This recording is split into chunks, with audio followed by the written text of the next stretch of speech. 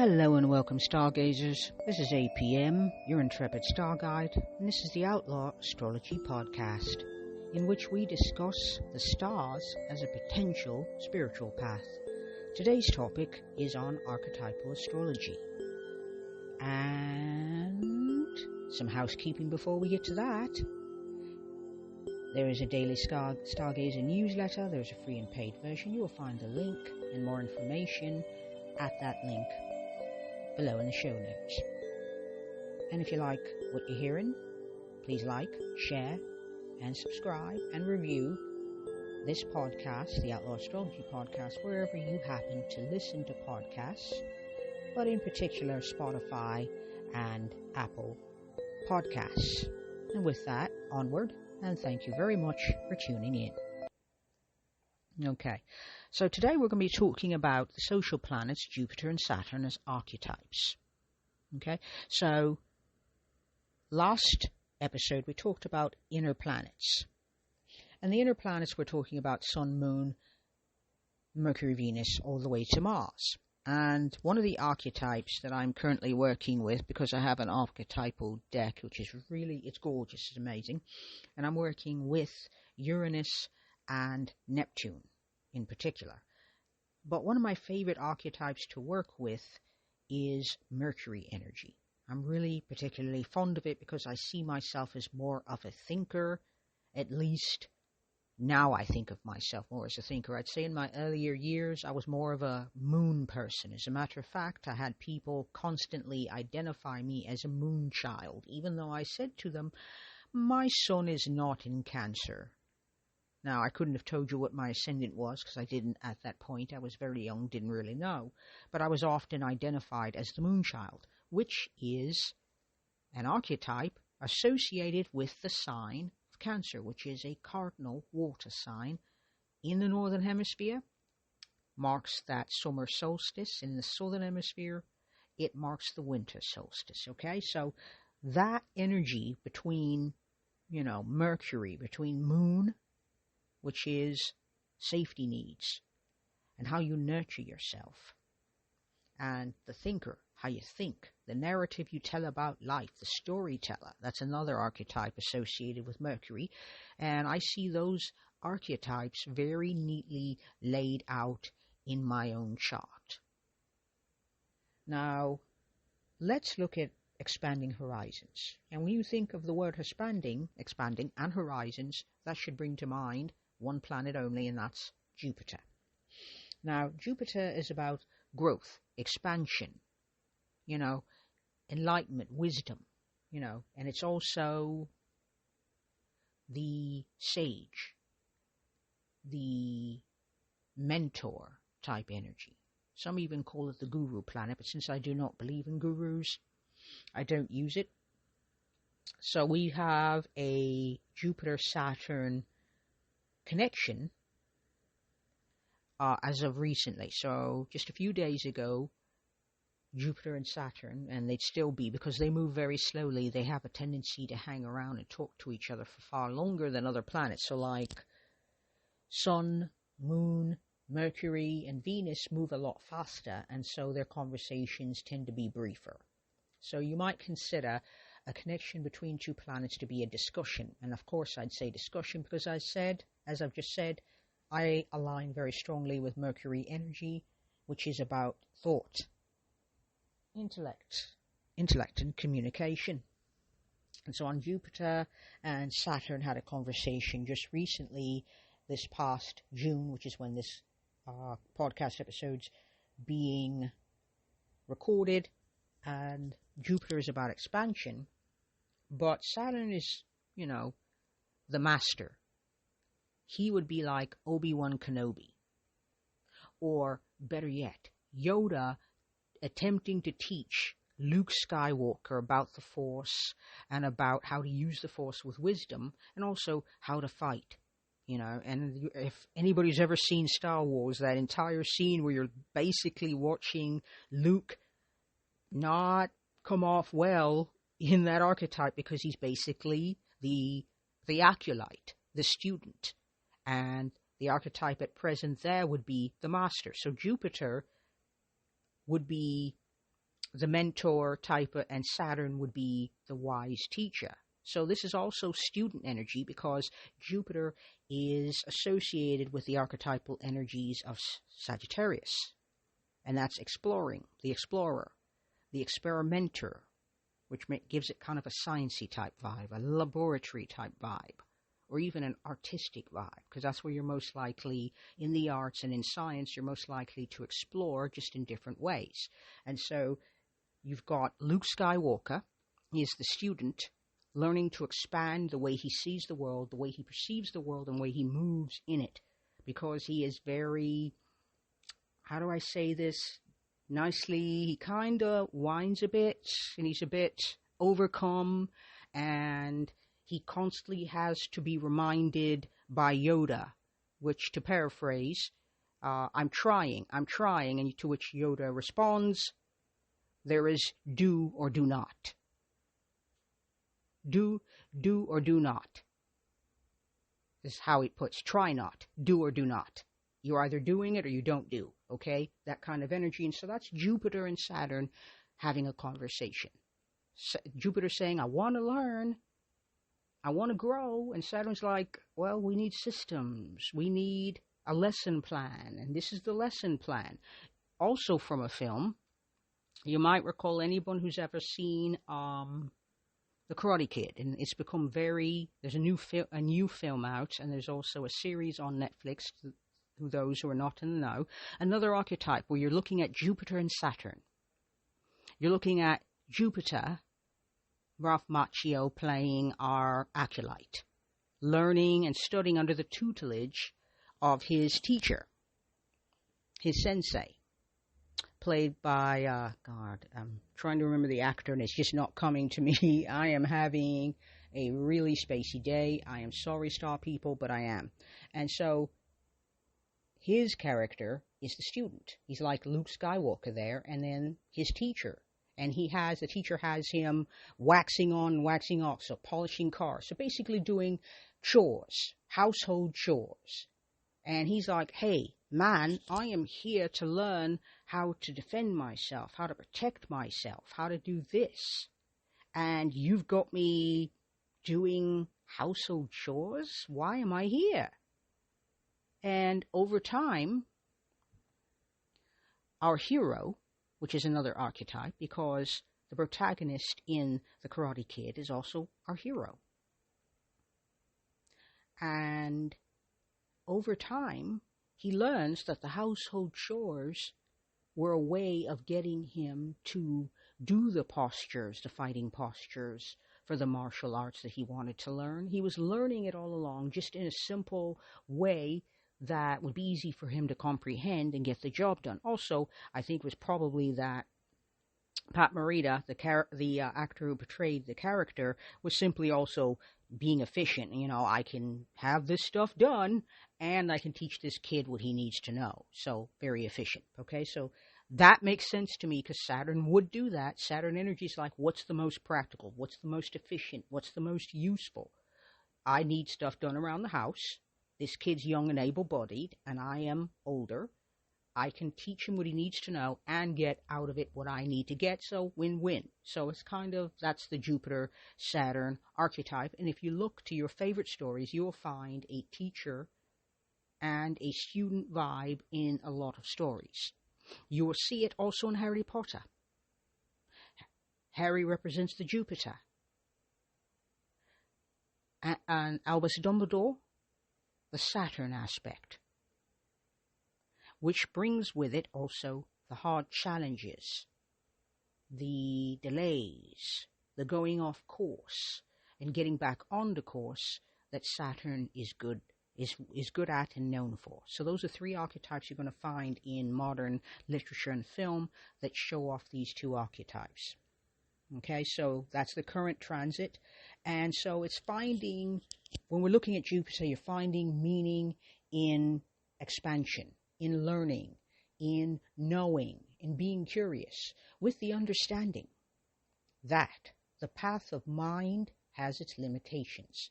Reason and logic, whilst lovely, have limitations. Jupiter is not after just simple knowledge, it is after experience, which is not the same thing as just knowing. Mercury is cognitive. It is all about being in the head. Whereas Jupiter is, okay, I have this knowledge, I need experience that backs it up, because experience, knowledge without experience is cognitive. It is nice to know. It is fancy words and fancy knowledge, but it doesn't actually serve anything. It's not useful. It's not efficient. Why is it there? Okay? So you want experiences that prove one way or another whether or not this information we have is going to be of use to us. And the whole point of it is to falsify it, which is where Saturn comes in. You would falsify a philosophy, an idea. You don't prove it true.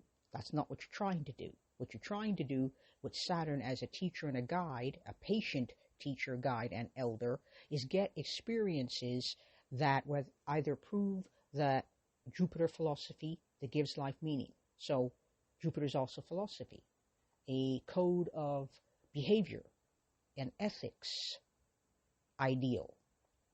And the whole point with Jupiter and Saturn here is you need to know whether or not this philosophy serves your values, serves your deepest, who you deeply are, who you want to become, what matters to you, what do you value, what do you have faith in, what do you believe in? Does this information support that or not?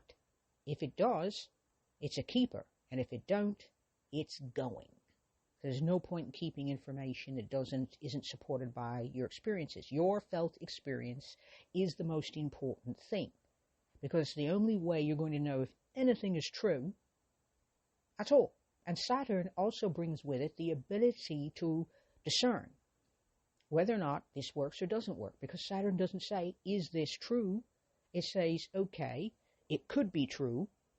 However, let's falsify it. Falsifying it is the way scientific research is actually done. It does not try to prove a hypothesis or theory correct. It tries to disprove it.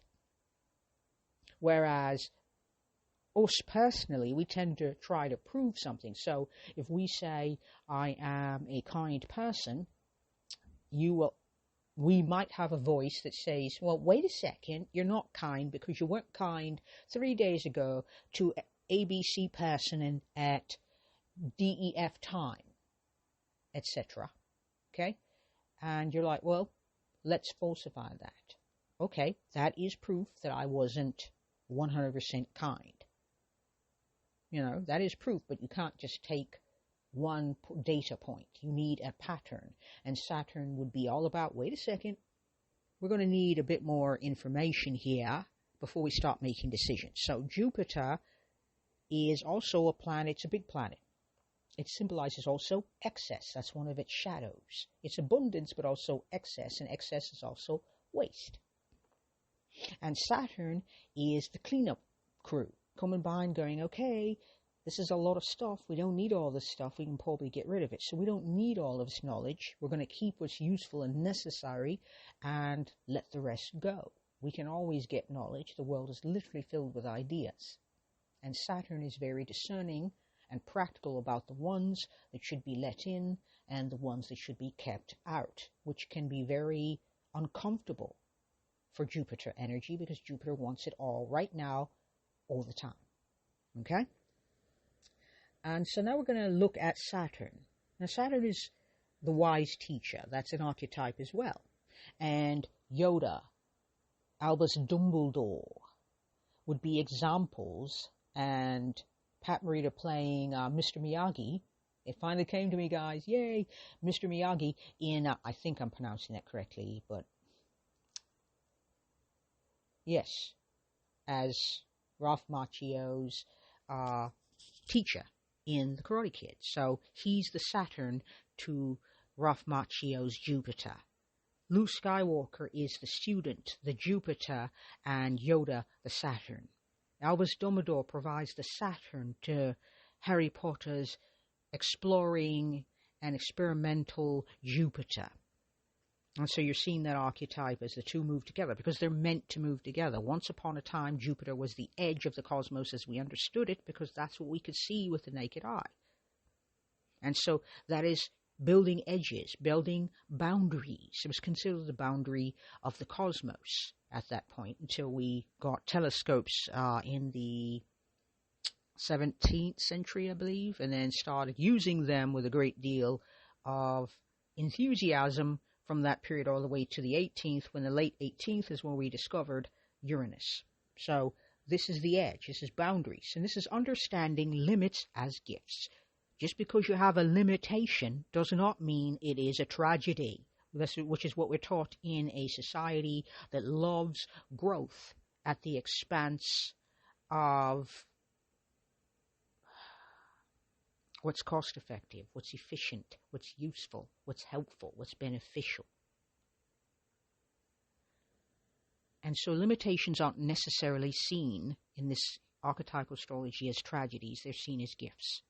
Because there is a writer who has a memoir, and I'm being vague on purpose, because I don't have this person's consent to mention them, so I'm going to protect their identity, but they have a really cool course and have written a memoir and they've made a career as a writer. But one of the things they talk about is limitation, because they have limitations. They have physical limitations. They are a chronically ill writer. I also follow a chronically ill astrologer and a chronically ill tarot reader, and these people have very real life challenges physically, mentally, emotionally, etc. that they have to deal with, which makes living life difficult. So you have to make concessions. Say, for example, for the memoir writer, they have brain frogs. Brain frog is what they call it, which I think is adorable and I really want to use and just did, so yay me. Anyway, they have brain fog, which they call brain fog. And brain frog, which means that, sometimes they get really spacey and they're a writer. That means, okay, I've got to find a way to write when my brain and my nervous system, my brain and nervous system don't want to cooperate. Or their body doesn't want to sit in one spot. Maybe their chronic illness is chronic pain and they can't sit for long periods of time. How do they write then? That's Saturn embracing limitation, because here's the thing about limitation. Limitation makes people increasingly resourceful. When you don't have everything and every resource, you have an internal impetus which is Mars, to find a way to make use of what you've got. For example, if anybody does tarot, there's a deck called the Deviant Moon Tarot. And there is the Page of Pentacles. And the Page of Pentacles appears to be standing in what looks like a junkyard. And they're taking off all the junk and replacing parts on themselves because they're slightly mechanical. It's got a steampunky type vibe. And they're using those parts they find to replace parts onto themselves. And so that's that Saturn energy also. It's an industriousness. That's what Saturn brings to any chart. It's an industriousness. Okay? These are limitations. So when Yoda is teaching Luke Skywalker, he has to be very much aware of what Luke can do and what he can't do. What he is capable of now and what he isn't. He can't just consider, okay, he's young and he's healthy, he can keep up. He has to consider, okay, he doesn't have a lot of confidence in himself. He tends to be self-effacing, a bit down on himself. He's also not filled to the brim with a great deal of discipline, which I'm going to have to instill because Saturn is also about discipline. Harry Potter fares better because he's in a stricter, more traditional learning environment meant to provide training wheels so that young wizards are able to explore magic but do so safely. And so we've got Dumbledore standing at the top of the system that allows Harry Potter to be able to learn and explore and experiment and figure out what he's good at, and more to the point, what he's not good at, because Saturn is also like, well, you can't be good at everything. Jupiter is like, I want to be good at everything, and Saturn's like, that's not going to happen. And so it's also providing a groundedness, a practicality. It's also an objective, because objectives are necessary. Why? Because if you know that you're an artist, then you are going to say yes to certain things and no to other things. So I am an artist. I make art, which means I'm not going to be hanging out in the streets until sundown when my painting supplies and my studio are sitting gathering dust, and and the light and the shadows are having an enjoyable time in there, but I'm not, because I'm outside hanging around. I'm not suggesting that we should work without any rest. I believe rest is necessary, but Saturn says we have to put in the time in our studio if we have any chance of being better, which means we can't have all the things and do all the things. And that's why limitations have a tendency to be seen as setbacks and negative in the negative light, but really there are opportunities to be creative. Now, I'm not suggesting that every limitation makes you creative. I'm simply suggesting that some of them do. Okay? And so that's what Saturn provides. Saturn provides grounded practicality. It says you have a goal, focus on it, but you're going to need to put in the effort, which means you're going to have to say no to things that sometimes you're going to want to say yes to, which means you're going to be in the studio. You can't be hanging around having drinks with the mates. If you want to be a good musician, you can't be hanging around in the streets with your mates until the lights turn on, until the street lamps go on at night. You can't. If you want to be a good dancer, you have to spend time in the dance studio as opposed to hanging around with all your mates running around the neighborhood like I used to do when I was a child until the lights went on. Okay? Saturn is saying it's a harsh taskmaster, but it's saying if you want this, you're going to need discipline, you're going to need focus, and some of the time you're going to need to make sacrifices and hard choices, because sacrifice is another keyword associated with the wise teacher archetype and the taskmaster archetype that is Saturn. Now, when we're looking at a connection between Jupiter and Saturn, these energies are push-pull energies, as I've just stated. The current cycle is Jupiter square Saturn. I didn't say square because not as important, but I'm going to say it now because this is archetypal energy. This is where I differ from traditional archetypal astrology, which Richard Tarnas has popularized and other astrologers have taken up. So there's less of a focus on dignities, less of a focus on the chart ruler. That's where I differ. I focus on the chart ruler in my archetypal astrology. I do see Jupiter square Saturn as archetypal energy. I like a little extra layer of detail. And so let's explore square. Now, what most people don't recall or don't know is that square energy is akin to Mars. When astrology was in its nascent form, its infancy, when it was just a child, I wouldn't say science, but that's the best word I can find. But it was a way of telling stories, and in its earliest practice, and its practitioners, one of them came up with the idea that, they created, and I believe it was Claudius Ptolemy, who added labels to things. So he's the one that said conjunction, sextile, square, opposition, trine, opposition, etc. He's the one that put that together. So technically, squares and Mars energy are similar, according to how Ptolemy saw things. And that basically means squares tend toward resolution.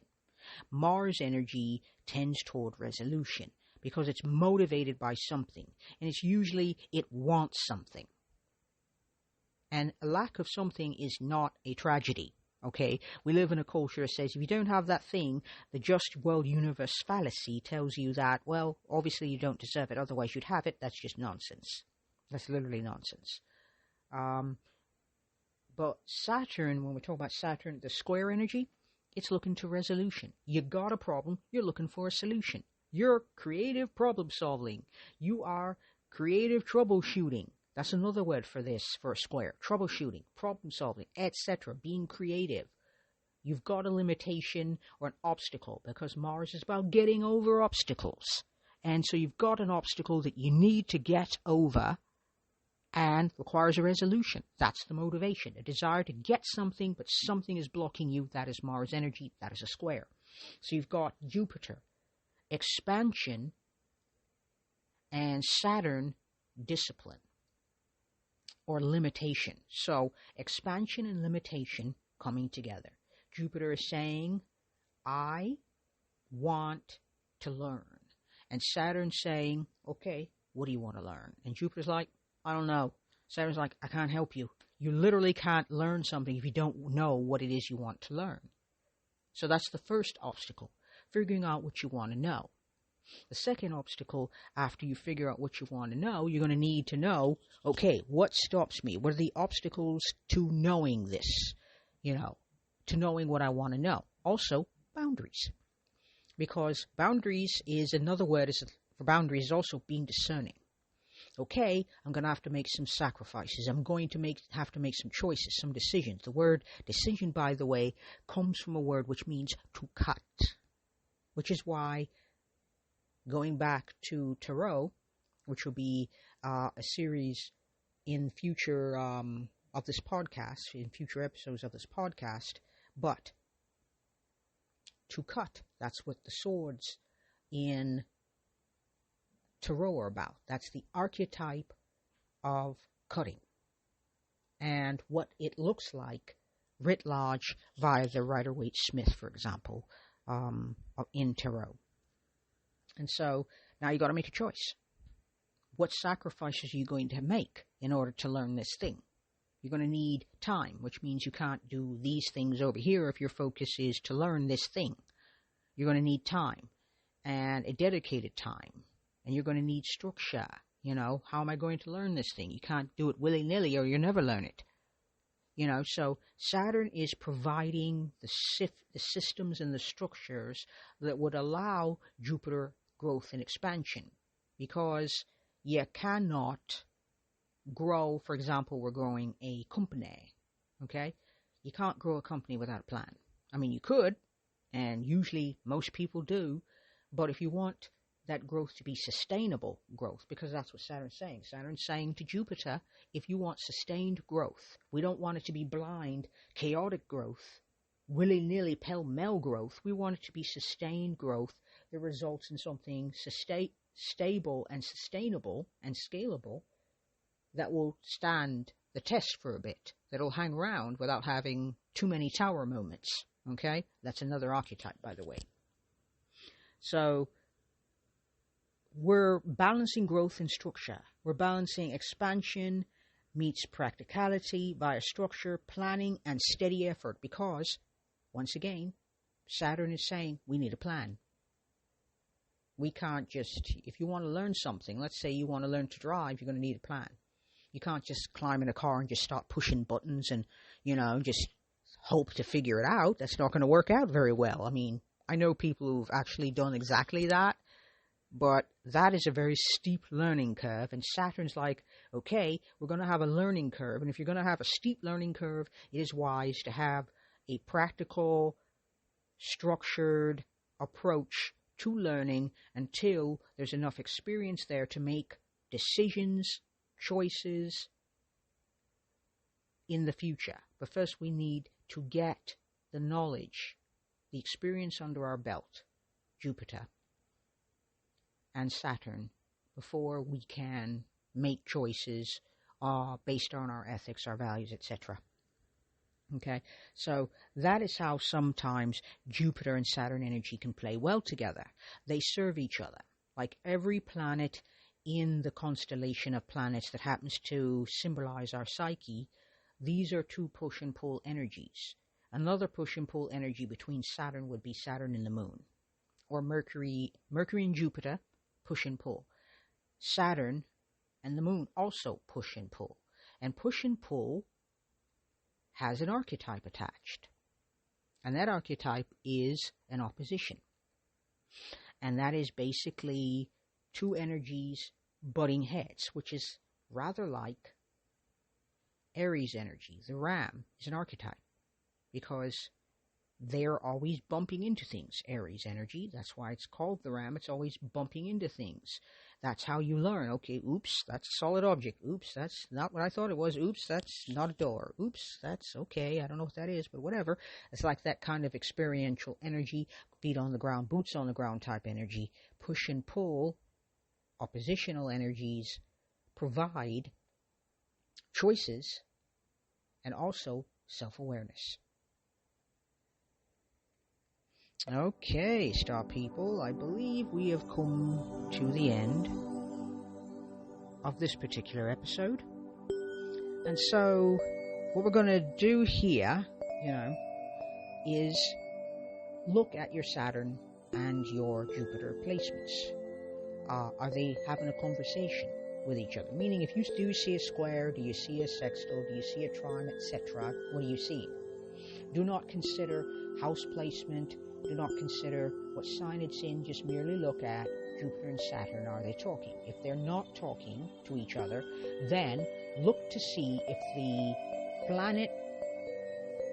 planets that rule either are in a conversation, and interact with that, because those will tell you how your Jupiter and your Saturn are having a conversation with each other in the chart, and that will better help you understand you better, and understand you better will allow you to make choices more in alignment with who you are, because that is the best way, in my opinion, to live and navigate in the world.